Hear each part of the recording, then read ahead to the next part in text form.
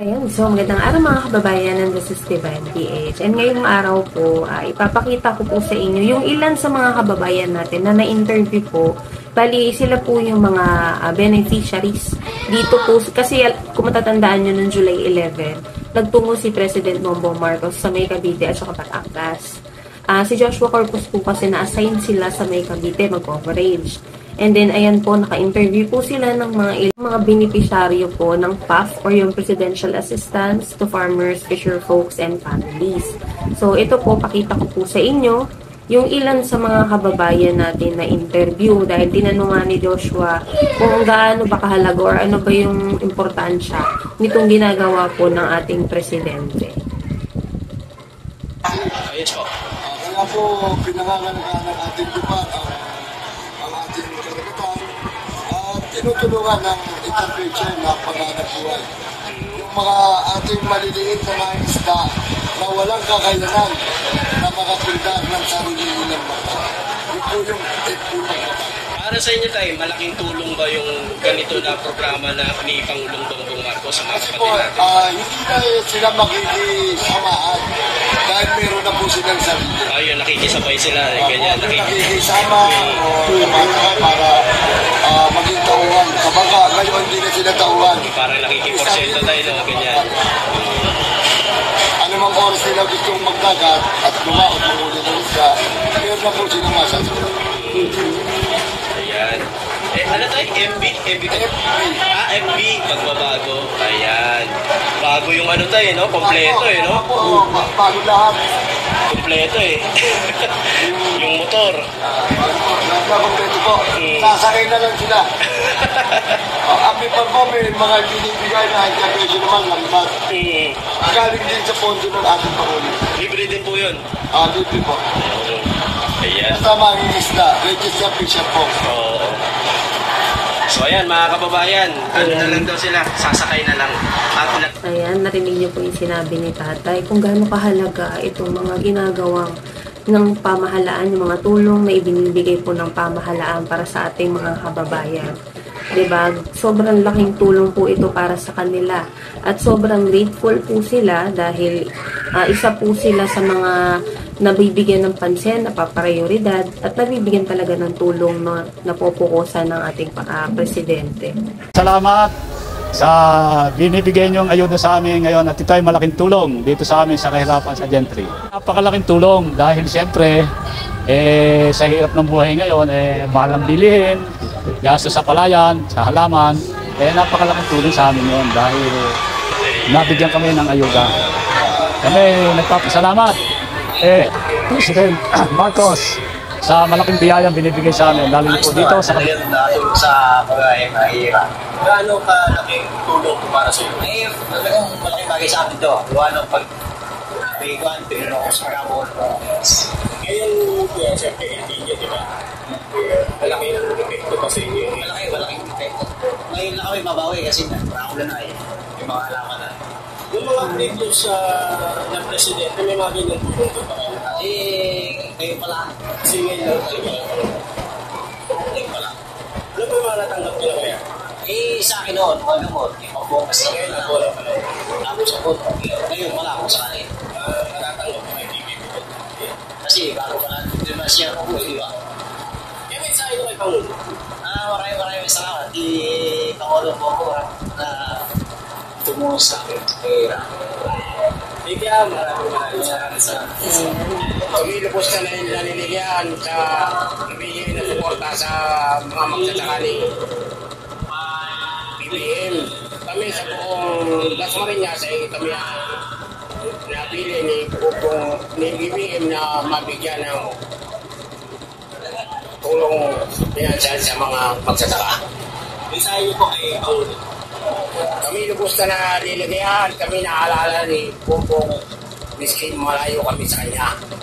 Kala namin ang maalala niya rin sa Ilocos pala, pati Cavite maalala niya rin. Maraming salamat sa BBM. Maraming salamat din. Siyempre, kami mga tiga-Das Marinas, napapasalamat sa malaking tulong na ibibigay niya sa amin. Maraming salamat. Sasabi niyo po para sa mga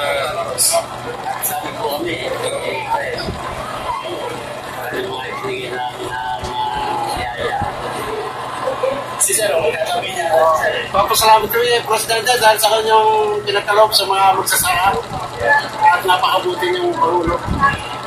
Sir, first time nyo ba nakatanggap sa first time? So ngayon lang kayo Pangulong Bongbong Marcos. Pero tayo nakalitaan nyo yung pag-iikot na ni Pangulo para sa napakaraming mga pagsasaka. Nasubaybayan nyo po yun.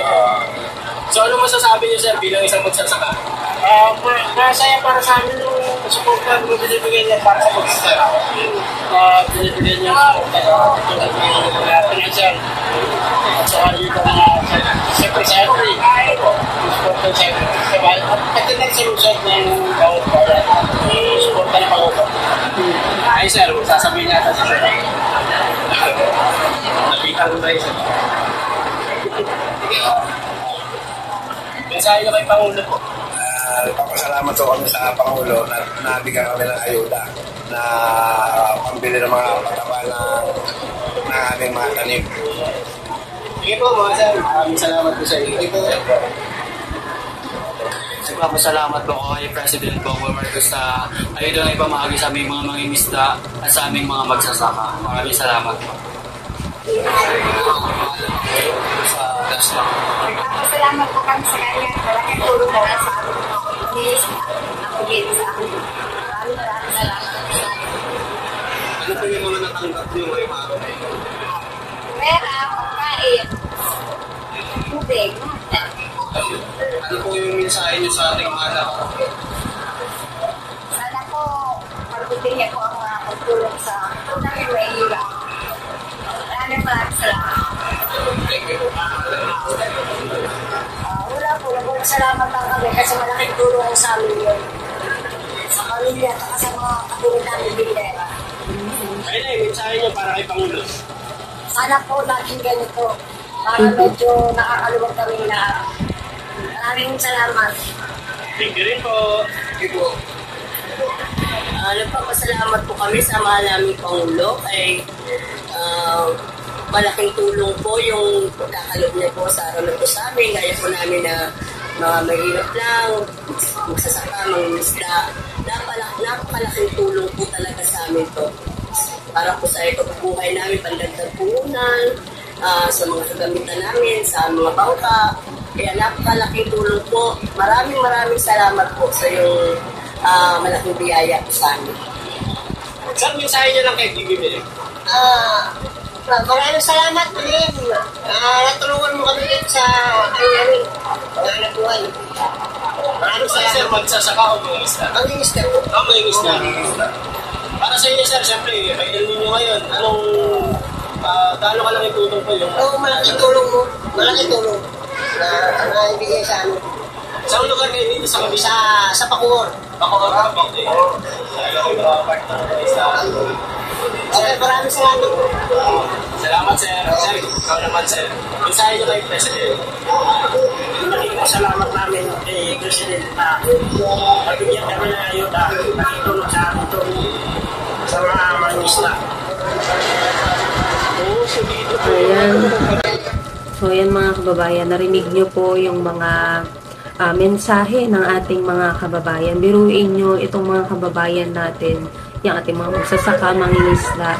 Sobrang grateful sila sa tulong po na ibinibigay sa kanila ng ating presidente. At so, sabi nga po ng mga ilan sa mga kababayan natin na na-interview po nila Joshua Corpus, malaking bagay na po ito, malaking tulong na po ito para sa kanilang hanap buhay, sa kanilang pamilya. Ayan mga kababayan. Sa mga kababayan po natin na hindi pa po nakaka-subscribe sa ating YouTube channel, mangyari lamang po no, na paki-subscribe po at syempre i-share nyo na rin po yung videos na ito para mas marami pong mga kababayan natin ang makapanood po ng mga ginagawa ng ating pamahalaan. So, yun lamang po and maraming salamat po sa inyo.